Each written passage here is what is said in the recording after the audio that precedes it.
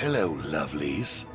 Welcome to Horror 421, the podcast, with your hosts, special effects makeup artist supreme, Elena Morales, and your friendly small-town horror author, Charles Campbell. Sit back, relax, and enjoy the frights in this week's episode.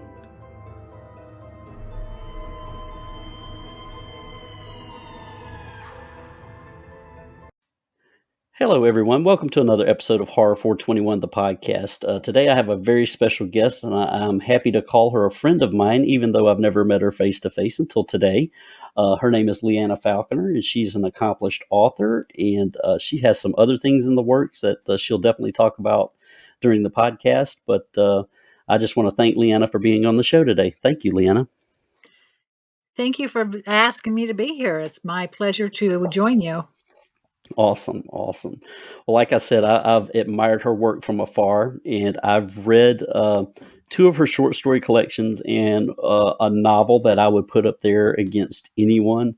I love it so much. It was my favorite book the year that I read it. It's called A Debt of Survival, and I definitely want to talk to Leanna about this book in particular during the show. But Leanna, why don't you let our listeners know, who you are, how you got into writing, and kind of what drove you toward the horror genre? Well, it's hard to say what drove me to the horror genre in particular. I've always been a storyteller. I've always enjoyed short stories and especially ghost stories. When I was young, I was encouraged by my teachers to write, which helped me push me into that direction of writing. Um, Basically, I grew up in a haunted house, so the ghosts have always been fascinating to me. And as far as writing, it's just something that I've always been driven to do. And I will say that you do it very, very well. I aspire to be like you in a lot of ways. So you're very good at bringing the reader in very quickly, and you tell a captivating tale. So it's when I pick up a Leanna Falconer book, I can tell it's a Leanna Falconer book. So Well, they thank draw you. me in very quickly. Yo, you're very welcome. Now I'm intrigued about the haunted house that you grew up in. Before we get into the books a little bit, tell me a little bit about that. What have you seen and heard in that haunted house? Actually, I've never really seen, and I never really saw anything in there, but there was actually noises. The house was over 100 years old, and I had been through quite a few experiences before it landed up in my family back in the early 1900s. But there were ghostly sounds, a front door that would open on its own, and a bucket that would fall down on the floor in the middle of the night when there's no bucket there to fall. Just odd little Wow. things. Just feelings mostly. You could sense the ghosts were there. Oh, wow. Well, I've never lived in a haunted house. I've had eerie things happen, but I think it's a lot of it is in my imagination. But one night I was writing. And we have a cat. He's a big fat cat, but he roams around the house. But I was writing one night, and I'm sitting at the laptop, and I feel something poke me on my shoulder. So I thought it was a cat climbing up the back of the chair. And I turn around, there's nobody there. The cat's not there, nobody's there. And I felt a distinct poke on my Oh, shoulder. And I was like, I've had that it. happen. Yes, I had that happen to me once, but not in the house that I grew up in. So it was time to stop writing for the night. Now, I do want to dive into a couple of these books in more detail. My favorite. Now, I haven't read everything you've written, and I'll get there eventually. But as of right now, like I said, I've read the two short story collections and A Debt of Survival, and I love A Debt of Survival. Loved it, loved it, loved it. How did you That's one of come my up with favorites. it is, yeah, it's definitely my favorite for sure. How did you come up with the concept of that book, and tell the readers a little bit about that book, because I really want to pitch this book during this podcast because they need to read it. It's hard for me to or try to articulate what my stories are about. I may know them very well in my mind, but to actually say, oh, the book is about this or that, it's hard. Basically, Don Lattimore, which is the main character, he's a war veteran of the Korean War, and he is suffering from a form of PTSD. He's brought home more demons from the war than he anticipated. He absolutely Yes. did. I got the idea for the book when I was doing some research on Oriental ghosts and the hopping ghost, which is the Changshi. I'm not Hmm. even sure if I'm saying that correctly, but that really fascinated me. So I wanted to use a Changshi in a story, and that was I'm not sure that the Changshi that I included in this story is specifically true to the legend. I did give take some artistic license with that a little bit, Hmm. but it was the ghost and the hopping ghost really fascinated me, so I really wanted to use it. And I've always wanted to set a story basically in my hometown. The Although Diablo Springs, which is where the town that's used in the book, is purely fictional, it is basically modeled after my hometown. So I didn't have to do a lot of research on the town, the setting. Yeah. Well, that's the way I am with the Valley. You've heard about me pitch Yeah. about the Valley all the time, but I grew Yes, up a lot here, of your so stories are very, very homey. And I'm getting to know the valley quite well. little nooks and crannies here and there. But one thing that really struck me about this book, like from the first page to the last page, is how cinematic it was in my brain. Um, I really could see this on a screen somewhere. Oh, that In would be in nice with I know, right? But I really could. And maybe you could get two movies out of this book. But um, I thought it was very well told. And listeners, the people that listen to this podcast, if you love horror, A Dead of Survival is more than just horror. I hate to pigeonhole it that way, but it does, go into this detective psychological trauma, and he's been through the stuff, and it just the hits keep coming. So I would definitely recommend you pick up this book. It's called A Dead of Survival, and you can find it. I think you can find it on Amazon and llafalconer.com if I'm not mistaken. yes. Okay, awesome. Um, but yeah, and the cover's fantastic. I love everything about the book. So I'm going to post an image of the book along with the podcast so you guys can see it. But the cover's amazing too. Who does your covers, by the way? Um, this one was published through Outskirts Press, and they did the cover for me. Okay. Well, I really like the cover. It kind of draws you in too. Yeah, And I felt that it fit the story quite well. now, as a writer myself, a question I have, and I'm always fascinated by other authors, especially authors that are way better than I am.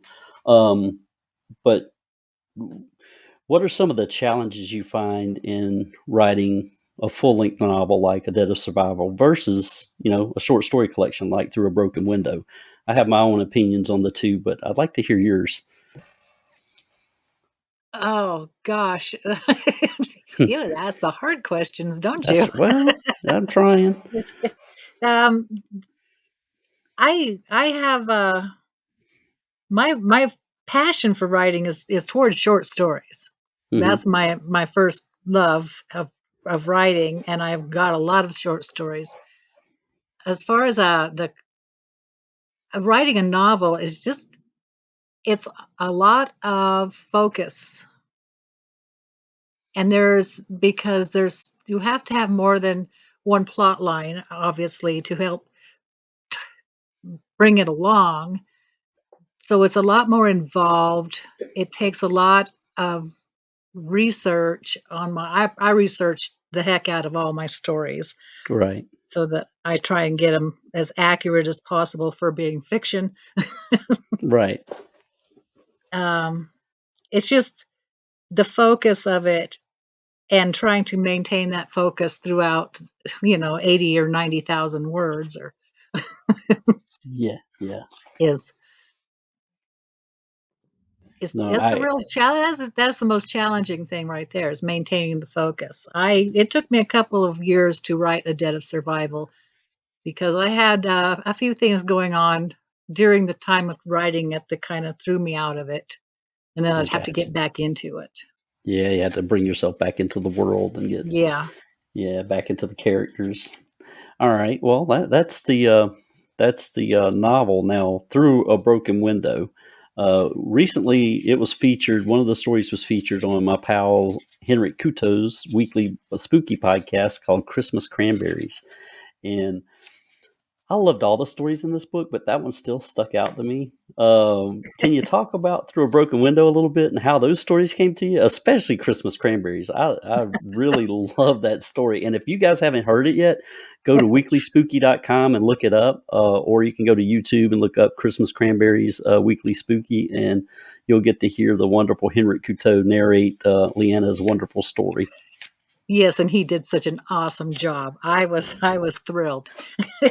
Yeah, he The did. He does. it's been a long time since I wrote that story, so I can't really remember what might have inspired me to write it. There was Again, it was through some research that I was doing for something else that I ran across the character of Schmaltzy, Mhm.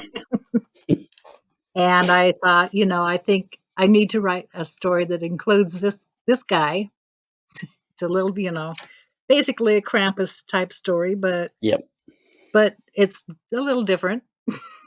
Yeah, it definitely was. And that was basically, I think, my inspiration for that was, again, through research of something else.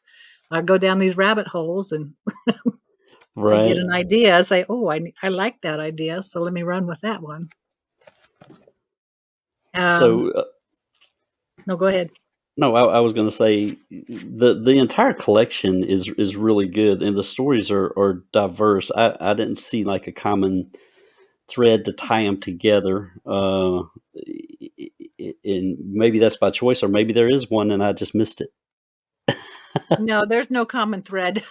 Okay, yeah, they're very diverse, and I actually love that in a short story collection. There are other writers that I've read who try to put a little thread through all of them and tie them together in some wraparound story, and those can be good too. But Yeah.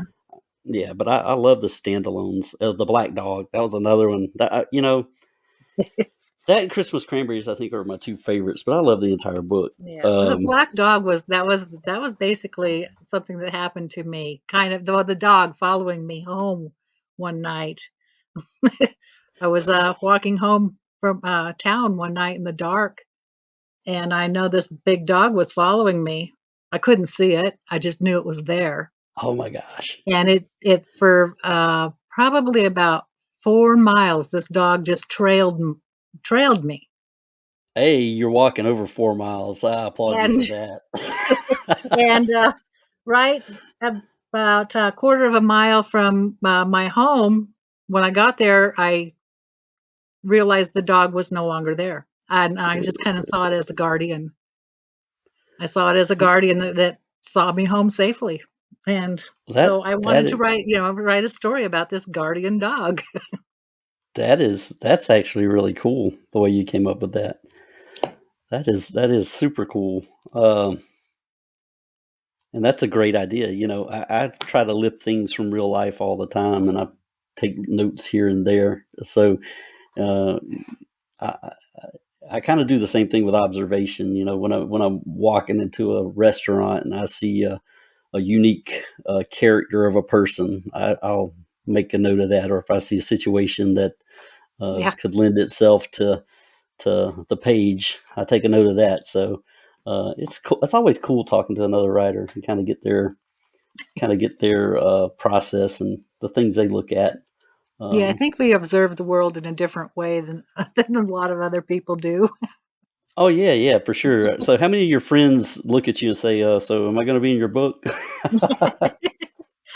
My husband thinks that he's the bad guy in all of my books. Nice. I have to tell him, no, you're not. Not even close. Well, I get kill requests all the time. Are you going to kill me in your book? So I've done that to a couple people, but not many. Yeah. One thing I did with Through a Broken Window is I tried to set quite a few stories in Nevada, in the desert, Hmm. because I know the desert. Oh yeah. Well, see, I'm from like my area is the polar opposite of your area. Yeah, you got trees. Yeah, we got trees and it was 70 something Trees and degrees the other grass, day. Yeah, we got trees and grass and water. woods. What? Yeah, we got things we take for granted here. Yeah. But you bring up the desert. How is it living in the desert? I mean, that's something I've never experienced, and our listeners probably have never experienced. So, what is it like Yeah. living in the? Well, I live in the high desert, so it's hot in the summer, but it's cold in the winter. Okay. So, and we can vary, like between night and day, we can vary of up to like 50 degrees in one day Oh my gosh. between night and day. In summer, it's 100 degrees in the daytime, and it can drop down to about 50 in the evening at night. So you need a jacket. It's just Wow. it's some I grew up here. It's what I'm used to, and I love it. It's awesome. I think it's just there's a beauty to the desert that you have to appreciate if you're going to live here. A lot of people just see it as, oh, barren and desolate and awful, but there's a lot of beauty there, but you have to look for it.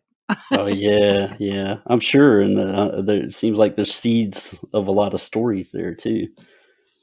Yeah, there's a lot of wide open spaces out there. Things can happen in the desert. Well, I'm sure there's some bodies buried out there Oh, somewhere. I'm sure there are. They find them now and then.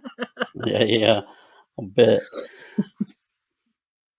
Yeah, I'm not sure. I've never been to a desert, so that's something I can put on my bucket list to go visit.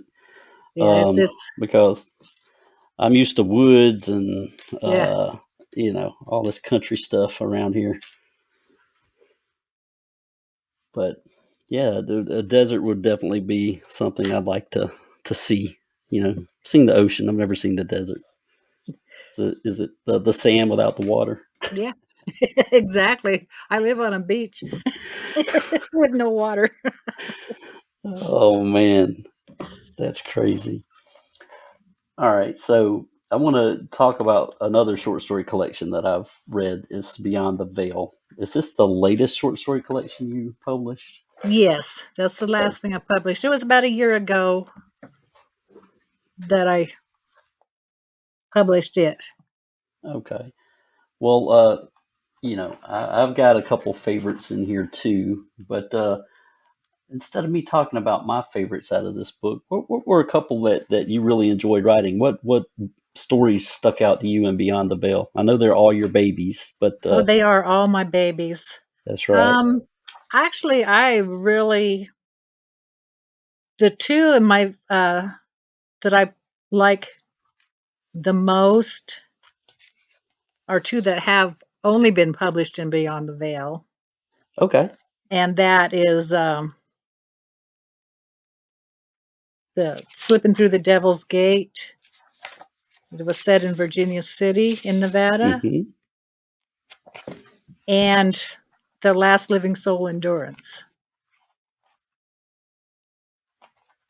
What was the other one? I'm sorry. The Last Living Soul Endurance.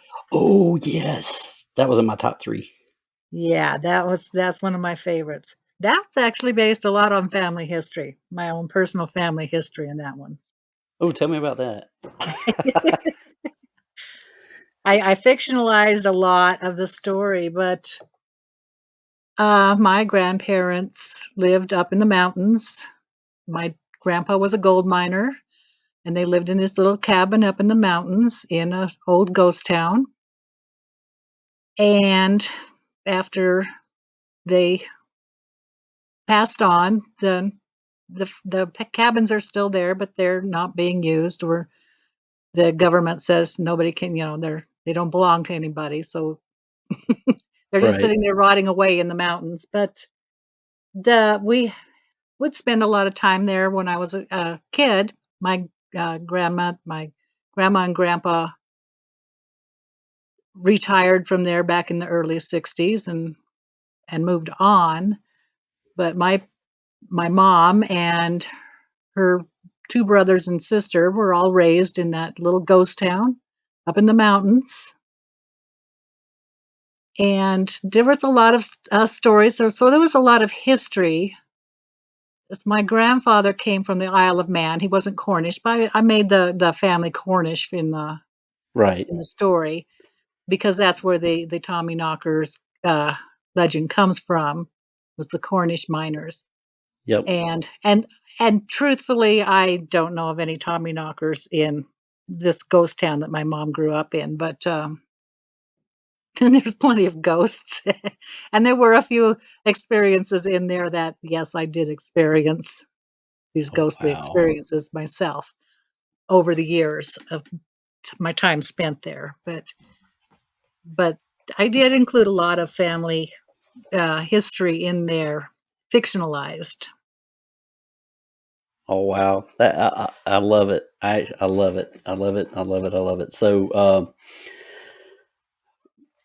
I'm trying to think of my next question around that, because I have so many.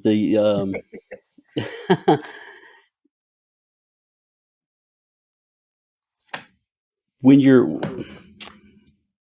I've never experienced anything like a haunting or anything like that, or other than the one thing I told you about of getting a tap on the Yeah. shoulder. So I want to know how it feels to feel something like that. I maybe it's because I very seldom have felt any kind of Malevolent. yes, that's the word I'm Yeah. trying to say. Malevolence in these feelings is more, and I've grown up with them. It's odd. It does, yes, it kind of get kind of creepy. It's like gives you pause when Right.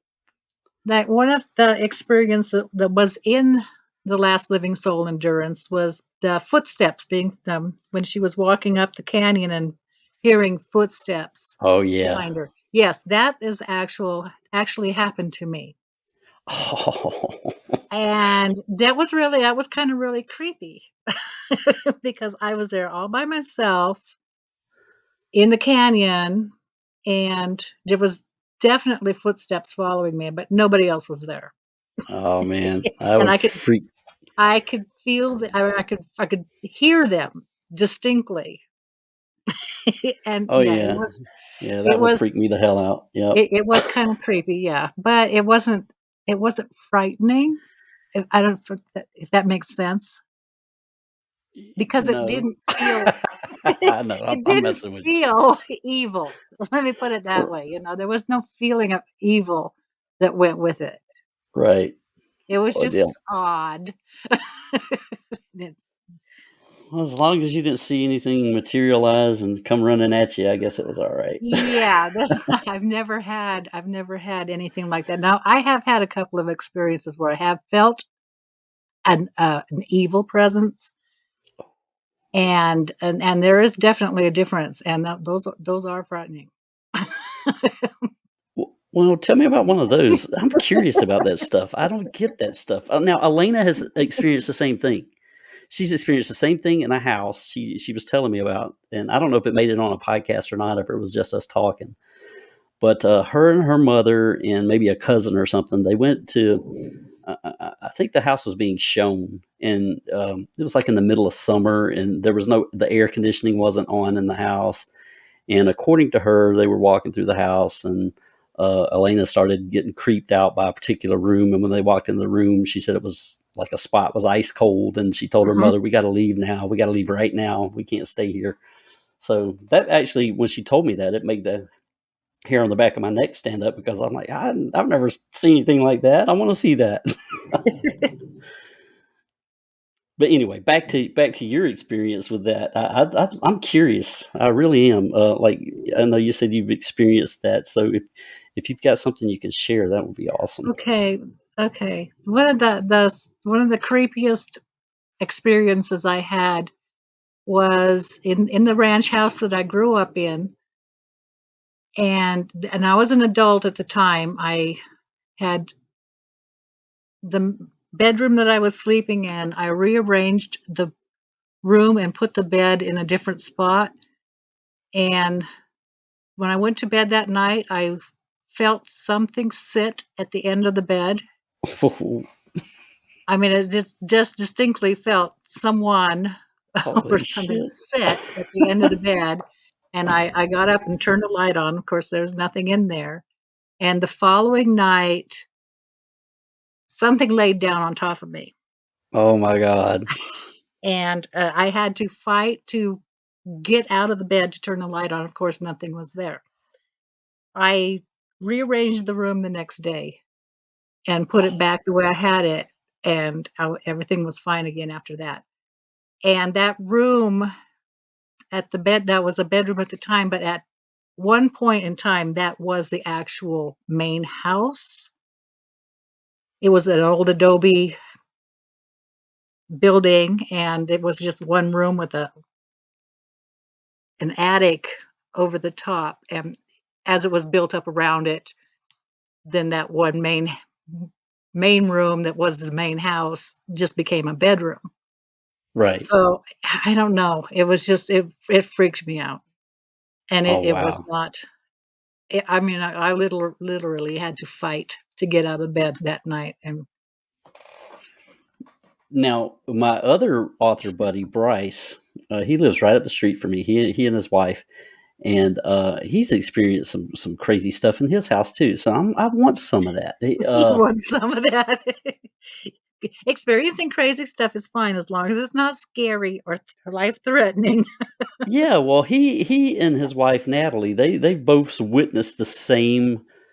I don't know what to call it. Maybe spirit. I don't know. I have no idea. But they've both seen have seen, according to them, they've both seen the same apparition or old guy in their house at different times, and Ugh. they could describe the guy to each other, and it's the same. Oh, It's now the same that's thing. creepy. That's what I said. Uh, what? If I've ever seen anything, it's been nothing but more than a shadow. Yeah, all I see is this fat cat all day. That's all I see. Wow, So that's yeah, to actually see it, something, an actual well. apparition would Well, what just be, Bryce tells me, it's always a quick glimpse. They see it and it's gone, like immediately. yeah, It's a very fast glimpse. It's yeah. not even, it's not even like a full second, but they see it at different times. But they see Uh, the same thing and can they see the describe same. it. Yeah, yeah. Yeah, that's Uh, creepy. and I don't think that house is that old, so I don't know It anything is. I about don't think a their. house has to be old to be haunted. I think it's more the, a place. Maybe the place is haunted Yeah, where the house maybe. sits. Right, right. But I love hearing about that kind of stuff. I just wish I could be a part of it and listen, feel it.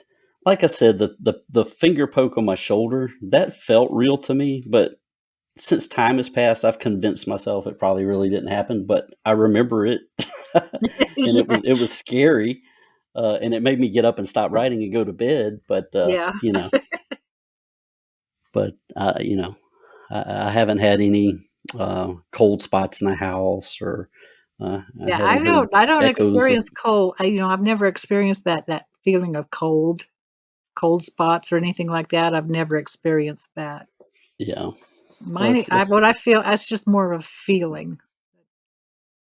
It's like I have walked into places and it's like, yeah, there's something else here.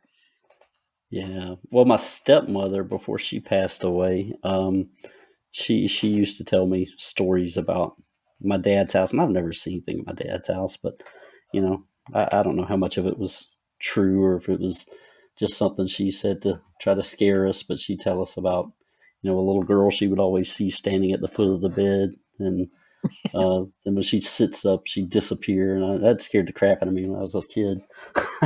So I'm always looking around. Where's this little girl at? I don't want her popping in on me while I'm trying to sleep. Yeah. But so now this is a horror podcast, so I do want to ask you a couple of questions around maybe your influences as a kid. What, as it pertains to horror, were there any movies that you like to watch, any authors that you like to read growing up that kind of led you down the trail? Well, yeah, I mean, as far as movies, I think I remember watching The Birds. That one really kind of got to me when I was a Yeah, kid. That was one of my favorites. And then there was some some of the old Vincent Price Vincent Price movies movies. Yeah, that really kind of drew me in. Anything that was kind of odd or scary, I was drawn to it immediately. It was okay. I kind of I am not much into the like the Friday the 13th, the slasher yeah, the commercial stuff. gore movies. Yeah, I mean, I remember when the first Texas Chainsaw Massacre movie came out, and my little sister and I went to see it, and we were not living at the same home at the time. After the movie, I dropped her off at where she was staying, and I went home to this dark ranch house, the haunted house that I. And of course, it was all dark, and it's out there in the middle of nowhere, and the yeah, trees you are heard all, Leatherface everywhere. And right after that movie, and that was kind of a creepy feeling. It's like, oh gosh. But I there's a lot of the horror movies that I do like but not a lot of the gore the gory stuff is not too much. I'm Right, more on the right. creepy ghost Well, story type stuff. one of my favorite movies is the original Psycho. I do love that Oh movie. yeah. Yeah, that So, one I really liked. Yeah. and I even like some of the sequels that came out years and years later. Anthony Perkins, he came back and did Psycho 2 and 3 back in the 80s. So I don't know if you ever saw any of those, but No, those I were did pretty not good too. watch those. Yeah, those weren't bad. They had one of the Tilly sisters in the second one. I can't remember if it's Jennifer Tilly or Meg Tilly. One of those ladies was in it. Um, but Anthony Perkins played a perfect Norman. I Oh yeah. just loved his facial expressions or lack thereof. Sometimes he was just expressionless, and uh, he was I just did creepy to watch. I did get to see the house at Bodega Bay. Oh Went to wow! Bodega Bay one time, and then the house is there, and it's pretty interesting to see. It's like, oh yeah, that's the house.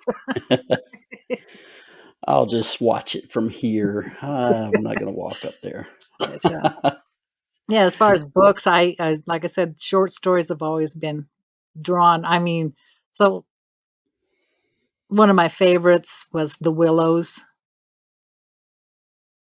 by Mhm. Algernon Blackwood. Okay. That is like one of the creepiest stories I've ever read.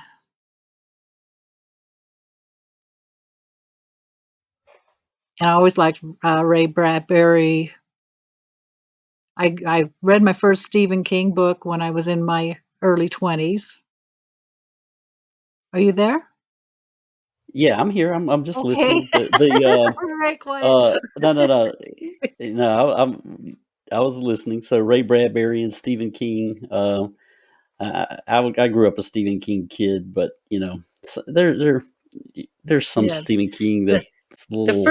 first Stephen King thing I read was The Shining. My older sister says, "Oh, I think you'll really like this book." She had read it and I loved it. Oh yeah, yeah, yeah. I love the book too. The And movie, not so much. I had already seen the movie Carrie, and I did not realize that it was, the same author at that time. I was like, "Oh." Well, that was actually the first Stephen King book I read was Yeah. Carrie. And So did you know I became a fan of his really quick. he threw that book in the garbage can? Yeah, that's what I heard. Yeah, he threw in the garbage can. So okay, I wish I had a book like that to throw in the garbage can. Yeah. But yeah, I grew up a Stephen King kid. But the first book I read was Carrie, and then I read all the early stuff.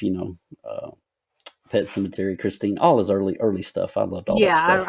I really do like his early stuff. I haven't read much of his later stuff, but His I later always stuff is good, but uh, and I don't want to turn this podcast into a political podcast by any means, but the last book I read, it had such a political slant that I just couldn't stay with it. I got halfway done with it and said, I love Stephen King and I have my own political views and so does everyone else, but and that's good.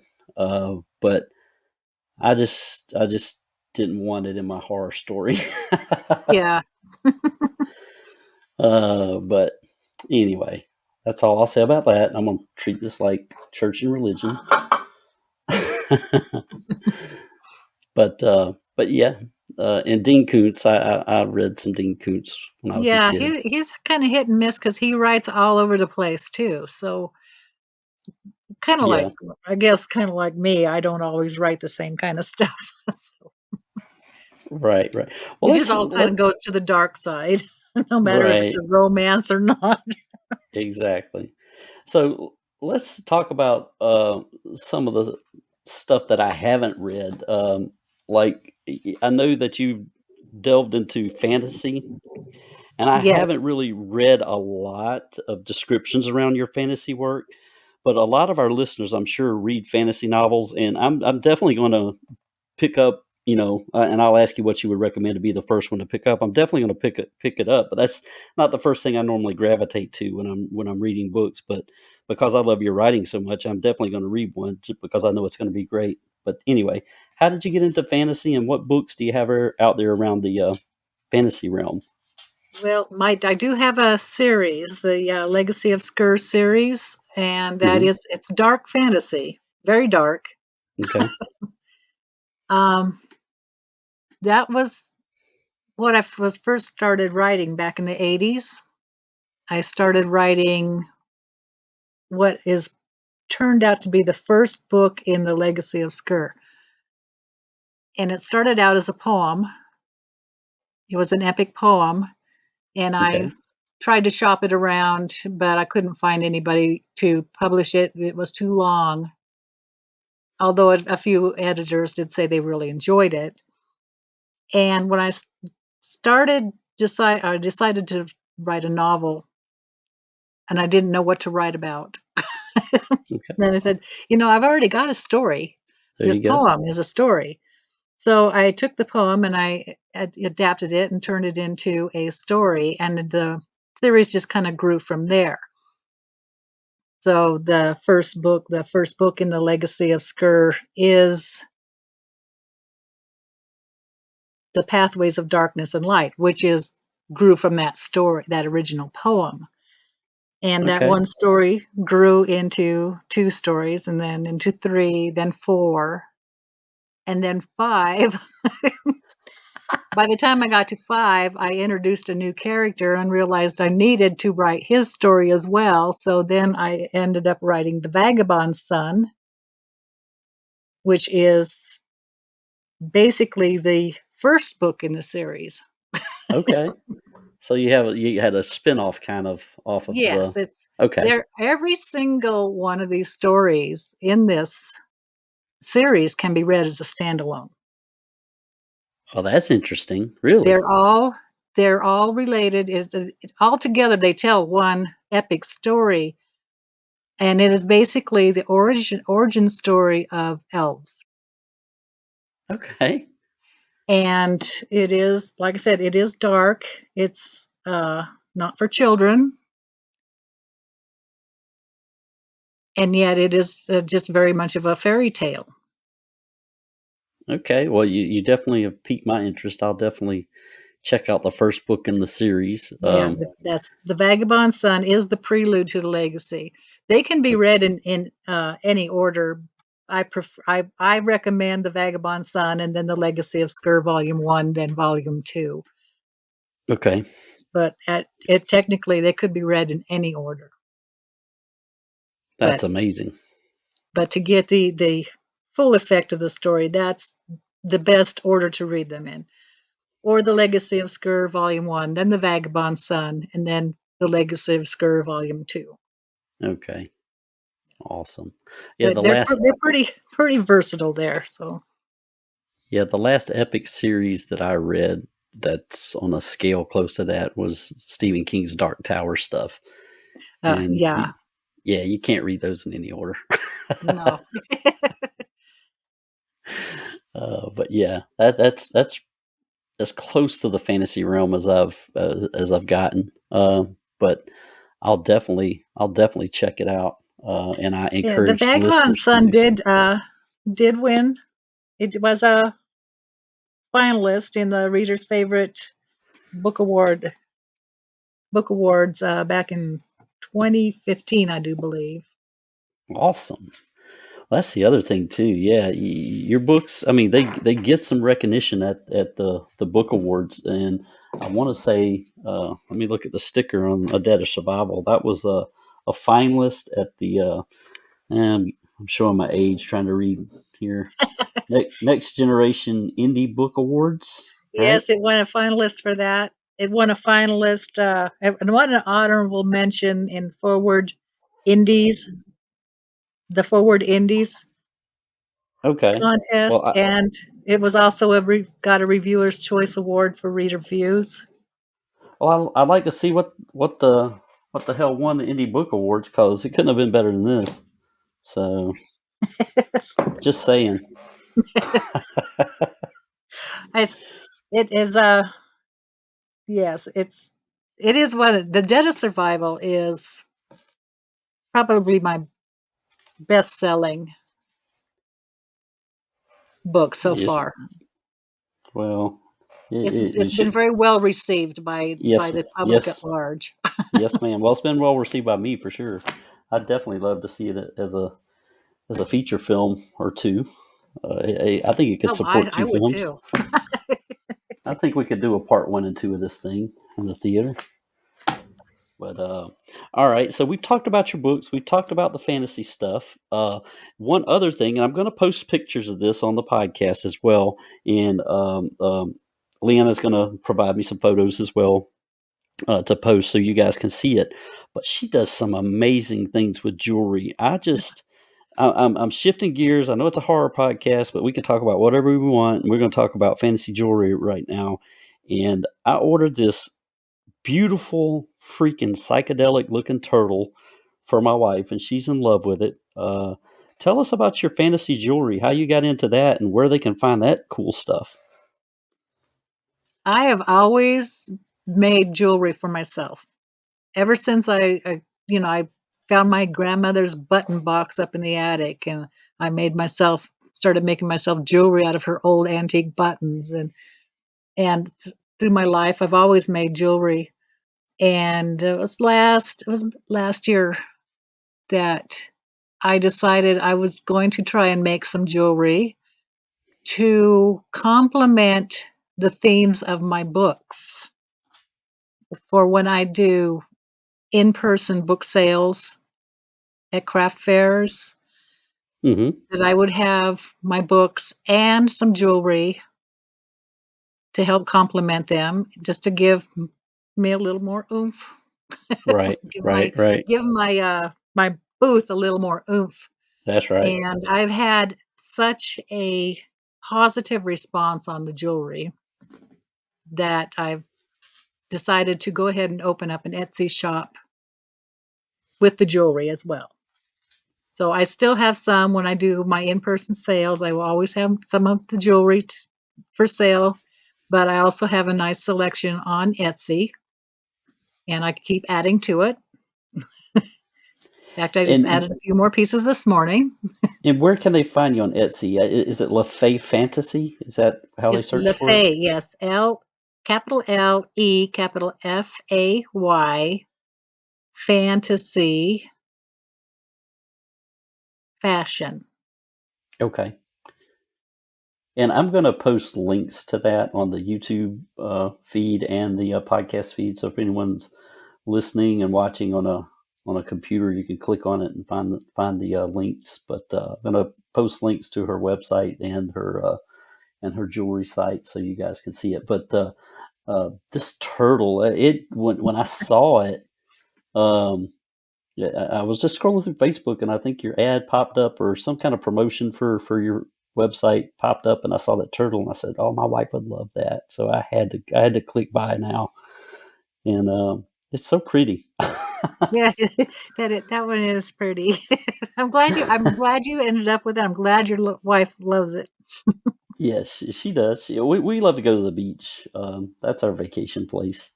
So that's what it kind of reminded me of when I saw it. And we go to a Gulf beach, and there's always sea turtles there, nesting and all that stuff. And so anyway, when I saw the psychedelic turtle, I said, "Yeah, we gotta have it now." See, my wife's best friend, she loves turtles. She collects all kinds of figures and things like that, figurines, anything related to turtles. She has to have it. So I told my wife, I said, "Don't let Joy snatch it off your neck when she sees you." Well, it's just to tell her that I can, I do have more. I just Okay, don't have all them right. on the site yet. Gotcha. All right. Well, that's a good idea. Maybe that's a birthday present or something for Joy. We can get her that. But I told my wife as soon as Joy sees it, she's going to want it. So, but yeah, that's good. That's good. You were such a creative individual. I mean, you write all these I wonderful stories, and Yeah, I do know I have a creative streak. I just have never known quite what to do with it. well, I don't know how it is for you, but like I said, I'm a small town horror author, and I've got a small following. But Well, pitching I and must have. I'm a small town author and I have a small following too. but pitching and selling books is hard. It is hard, but it's fun if you love writing, which I do, and you do. I mean, that's really what it's all about. It gives you an escape and something to do, and if people Absolutely. read it and like it, all the better. If they read it and hate it, that's okay too. Like one of my favorite reviews on Amazon is the lady who gave me a 1-star review said, "I was enjoying the book until I saw it was about devil." About the devil. Yeah. About the devil. I was like, okay, I'll take it. Yes, I've had people maybe not really appreciate the supernatural elements of mine. I was like, well, that just happened. Yeah. That's Well, where the story went. exactly. And I've got friends who want to write, and I've got some friends that are writers, and some of them sometimes have thin skin, and I've told them, and I'm sure you've told people too, and have felt it yourself. If you've got thin skin, then you really shouldn't release a book because some people are just going to hate it. Yeah, yeah. You can't please everybody, that's for sure. And No, that's why no, that's one of the great things that there's so many options out there. So there's something for everybody. that's right. That's right. So, well, Leanna, is there anything else you wanna tell us about or pitch, and let people know where we can find your stuff? I'll Well, let you do the recap there real quick.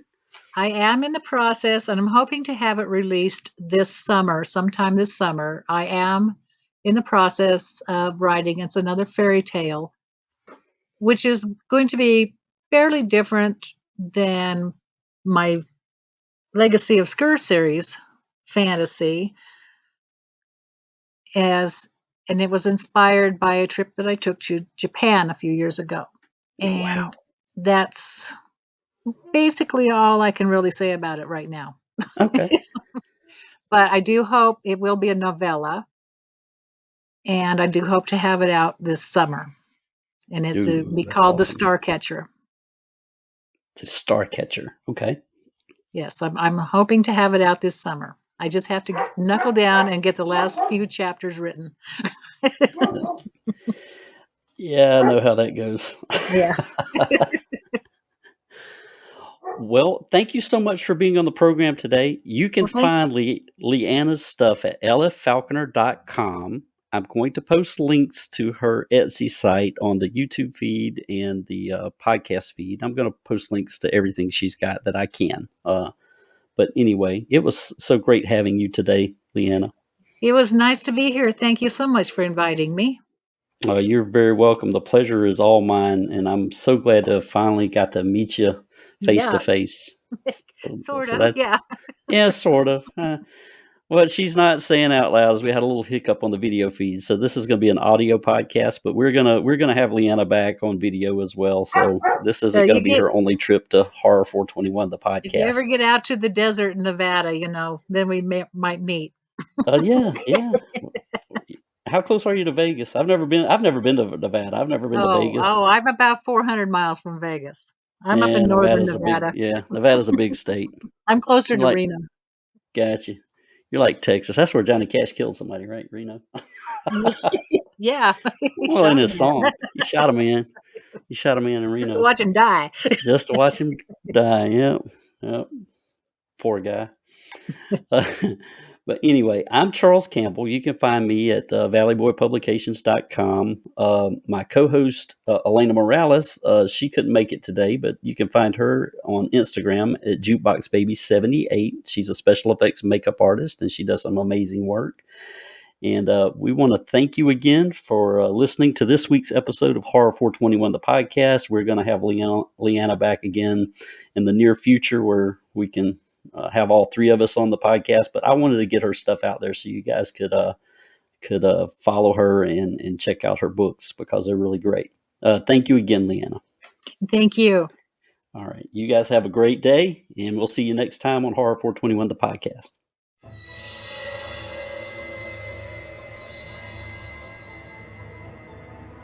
We hope you had a horrific time, lovelies. Thank you for tuning in to Horror 421, the podcast. Be sure to like us on YouTube and subscribe wherever you get your podcasts.